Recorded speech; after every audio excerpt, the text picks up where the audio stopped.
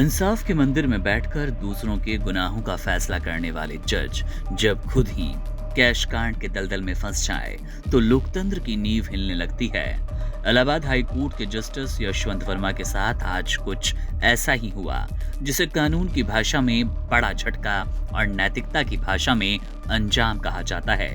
कल्पना कीजिए, एक जज का सरकारी बंगला धू धू कर जल रहा हो और आग बुझाने पहुंचे फायर फाइटर्स को मलबे के बीच से अधजले नोटों की गड्ढियां मिले।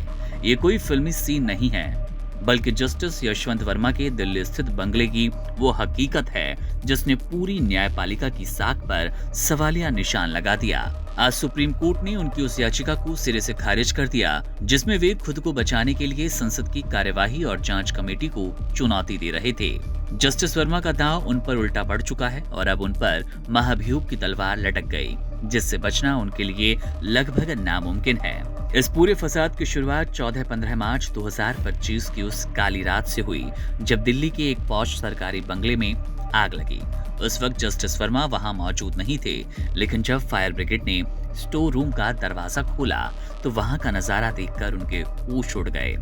आग की लपटों के बीच नोटों की गड्ढियां जल रही थी, जिसका वीडियो सोशल मीडिया पर जंगल की आग की तरह फैल गया। जांच में पता चला कि ये पैसा अनकाउंटेड यानी कि बेहिसाब था। इस शर्मनाक घटना के एक हफ्ते के भीतर ही उनका तबादला दिल्ली से इलाहाबाद हाई कोर्ट कर दिया गया, जहां उनसे सारे न्यायिक काम छीन लिए गए। लेकिन मामला यहीं नहीं रुका। संसद में उन्हें पद से हटाने की प्रक्रिया शुरू हुई और लोकसभा अध्यक्ष ने उनके खिलाफ जांच के लिए 3 सदस्यीय समिति गठित की।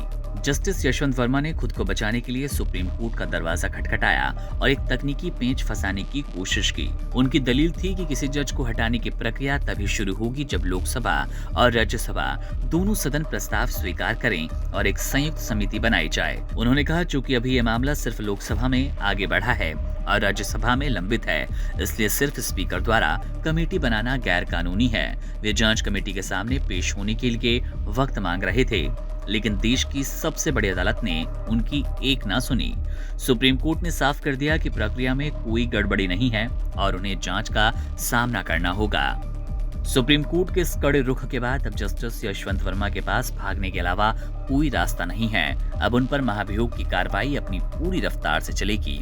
भारतीय न्यायपालिका के इतिहास में किसी जज को पद से हटाना सबसे कठिन और दुर्लभ प्रक्रियाओं में से एक है, लेकिन जस्टिस वर्मा ने कैश कांड के जरिए जो दाग लगाया है, उसने इस प्रक्रिया को अनिवार्य बना दिया।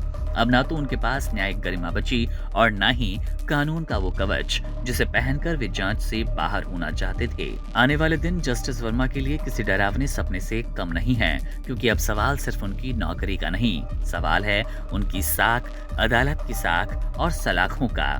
ये मामला उन तमाम लोगों के लिए एक कड़ा सबक है जो समझते हैं कि कानून की कुर्सी पर बैठकर वे कानून से ऊपर हो गए।